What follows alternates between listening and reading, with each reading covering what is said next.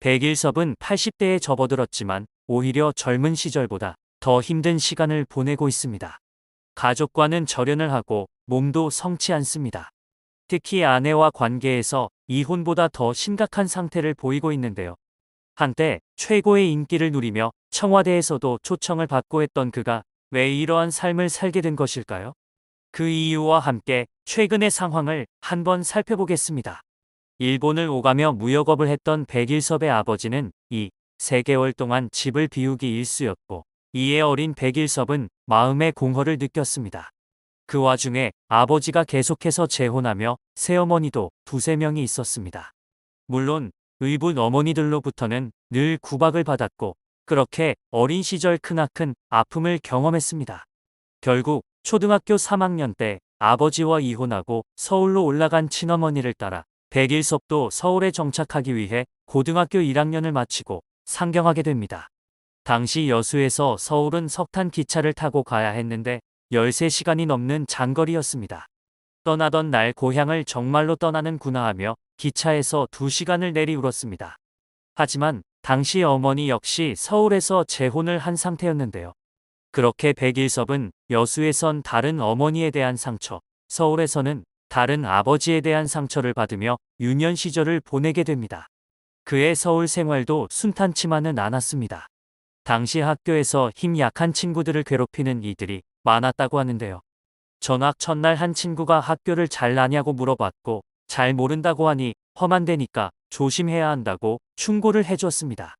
그런데 불량 학생들이 조심하라고 주의를 준 친구를 구타했고, 홀로 이 많은 숫자를 당할 수 없다고 생각한 백일섭은 전라도 출신 모이자고 해서 팻말을 쓰고 다니며 학교 평화를 위해 나섰습니다. 이 일로 백일섭은 교내 평화상까지 받으며 모범적인 학창 시절을 보내게 됩니다. 이후 백일섭은 명지대학교 재학 시절이던 1963년 연극 배우로 처음 데뷔합니다. 이듬해 1964년 뮤지컬 배우 데뷔하였으며 1년 후 1965년 KBS 공채 5기 탤런트로 본격 데뷔하게 됩니다. 백일섭은 당시 TBC로 이적을 준비하던 중 의문의 높은 분으로부터 연락을 받게 되는데요. 박정희 전 대통령 집권 당시 청와대로 초청을 받게 된 것입니다. 백일섭은 대한민국 최초로 청와대에 초청받은 연예인 1호이기도 합니다. 백일섭은 하루는 방송국 국장이 나를 불러 효자동 쪽에 잘못한 거 있나? 전화가 왔는데 내일 11시 반까지 앞에 대기하라고 했다더라. 걱정스러운 마음을 가득 안고 청와대 앞에서 접견실로 안내받았다. 당시 퍼스트 레이디였던 유경수 여사가 기다리고 있었다. 몇 마디 얘기를 나눈 뒤 다시 안내를 받고 다른 방으로 이동했다. 그곳에서 새까맣고 어디서 많이 본 사람이 있었다. 박정희 전 대통령이었다. 당시 청와대에서는 점심으로 항상 국수를 먹었는데 나를 위해 스테이크를 준비했고, 긴장한 나를 위해 유경수 여사가 직접 고기를 썰어주기도 했다 라고 당시를 회상했습니다. 1992년 방영된 드라마 아들과 딸에서 홍도야 우지마라 등의 유행어를 낳기도 합니다. 이는 그의 애드리브였다고 하죠. 데뷔 이후 항상 성공 가도를 달려왔을 것 같은 그에게도 굴곡은 있었습니다. 바로 사업 실패였는데요. 자세한 경위를 밝히지는 않았지만 사업을 통해 떼인 돈이 무려 9억 원에 이른다고 전했습니다. 백일섭은 일본 대중문화 수입이 허용되기 전인 1990년 일본 애니메이션 아키라를 폭풍소년이라는 제목으로 수입한 적이 있는 것으로 알려져 있습니다. 홍콩 작품으로 소개되었던 이 애니메이션이 사실은 일본 작품이라는 것이 알려지면서 회사의 영화사 등록이 취소되고 말았죠. 그렇게 여러 풍파를 이겨내면서도 꾸준히 배우 활동을 해오던 중 백일섭은 갑작스럽게 졸혼 소식을 전해왔습니다. 이 과정에서 아내와 사이를 중재하던 딸과도 사이가 틀어져 서로 연락하지 않게 됩니다. 특별한 계획도 계기도 없이 백일섭은 언제부터인가 혼자 나가 살아야겠다는 생각을 했고, 이를 두고 자신에게 바람의 기질이 있어서 그런 것 같다고 백일섭은 솔직하게 털어놓았습니다. 특히 집에 있을 때 오랜 시간 아내와 대화가 단절되었고, 아버지로서 집안에서 대우를 받고 싶고 위로도 받고 싶었지만 서로가 맞지 않아 결국 졸혼을 선택하게 되었다고 하는데요. 오히려 졸혼을 하지 않고 가족과 함께 있으면 자신이 더 사나워질 것 같았고 소리를 지르다 보면 자신의 성격도 나빠지고 이런 일들이 반복되다 보니 아이들 교육에도 안 좋겠다고 생각했습니다. 그렇게 집을 나와서 그는 조그만 오피스텔로 거주지를 옮겼습니다. 하지만 작은 집을 견디기 힘들었던 백일섭은 2달을 술만 마셨고 나가서 밥을 사 먹다 보니 자신이 초라하게 느껴졌습니다. 여기에 몸까지 말썽이었습니다. 디스크 협착증으로 허리 수술도 2차례를 받았고 무릎 수술까지 받았죠. 결국 이런 상황을 보다 못한 백일섭의 사위가 직접 나서게 됩니다.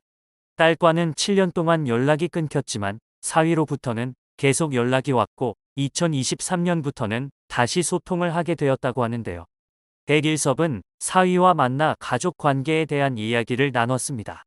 사위는 졸혼 선언 당시 저는 해외에 있었고 뉴스를 통해서 졸혼 소식을 봤다. 졸혼이라는 거에 대해서 아내는 마음 아파했고 다시는 보고 싶지 않다고 얘기할 정도로 마음 아파했다. 그런데 이게 1년, 2년 이렇게 길어질 줄 몰랐는데 길어지면서 아이들이 할아버지가 누군지 궁금해하니까 와이프가 할아버지는 없는 존재로 넘어가는 거다. 그 과정을 보면서 더 이상 늦춰져서는 안 되겠다고 생각해서 2021년도에 아버님한테 제가 연락을 드렸다고 밝혔습니다. 이어 사위는 저도 조금 더 빨리 연락드리고 싶었는데 지은이가 마음을 열기까지 시간이 오래 걸리더라. 지은이가 처음에는 아버님한테 연락하는 걸 반대했었다. 뭐하러 구태여 지금 시간이 7년 넘게 지나서 그러냐라는 얘기를 했었는데 시연이 필로 시야가 커갈수록 우리는 할머니는 다 계시는데 왜 할아버지는 없냐는 의문을 갖더라. 시연이는 할아버지가 계시는 건 알았다. 시연이가 동생들한테 우리도 할아버지 있어라고 한 거다. 저는 가장 안심이 되는 게 시간이 더 가기 전에 만나뵐 수 있었던 것이라고 설명했는데요. 특히 사위는 백일섭을 술집으로 데려가 조심스레 아내에 대한 이야기를 꺼냈습니다. 그는 아까 실은 지은이가 가게에 있다가 아버님 오신다고 하니 자기가 요즘 마음이 불편한 게 있는지 자리를 피하더라. 저하고 결혼하고 나서 그런 얘기 많이 했다. TV에서 보는 아빠는 국민 아빠인데 집에 왔을 때는 큰 소리가 나고 했을 때 어릴 때부터 상처를 많이 받았다고라고 말했습니다. 이에 백일섭은 나도 가슴 아프다. 그럴 수밖에 없는 거지라고 말했고 사위는 엄마하고 딸하고는 엄마의 아픔이나 슬픔이 딸한테 그대로 전달된다더라.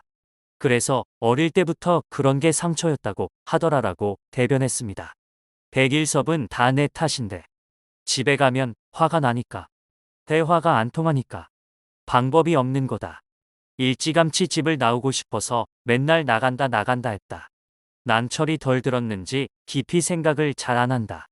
근데 딸이랑은 어디서부터 잘못됐는지 잠을 못 잘 정도로 연구를 많이 했다. 어디서 틀어졌지 어디서부터 잘못됐지라는 것들 때문에 하고 나서 자식과의 관계를 생각해보니 나는 바지 아빠였다고 딸에게 섭섭했던 일을 토로했습니다. 그러던 중 사위는 저는 졸혼이 잘못됐다고 생각한다. 누구나 실수는 할 수 있다고 생각한다. 근데 제가 봐선 아버님이 하신 졸혼은 가장 큰 실수이지 않았나라고 직언했는데요. 이어 차라리 이혼이면 아예 남남인데 졸혼은 부부로서 하나의 끈이 남아있다. 아내와 모든 가족들이 두 분의 눈치만 보고 있다. 아버님의 졸혼 결정으로 모든 가족들이 다 불안해한다고 말했습니다. 그러면서 사위는 장모님의 건강 상황이 좋지 않다고 전하며 두 분 모두 시간이 많이 남지 않았다. 아버님한테 어머니랑 같이 살기를 바라지도 않고 지원을 바라지도 않는데 마음만이라도 어머님한테 아이들 키우느라 고생했소 이 얘기 정도는 할 수 있지 않나라고 했습니다. 그러나 딸과의 관계 개선에 적극적이었던 백일섭은 아내의 이야기에는 단호했습니다. 그는 건강이 좋지 않은 아내에게 따뜻한 한마디를 바라는 사위의 말에 못해. 안 돼 사람이 정 떨어지면 그런 생각할 수가 없어. 따로 산 지 8년쯤 되다 보니까 이제 남보다 더해. 난 이제 남 됐어. 돌아갈 길이 없어. 돌아갈 자리가 없어라고 강력하게 거절했습니다. 그러면서 난 못해.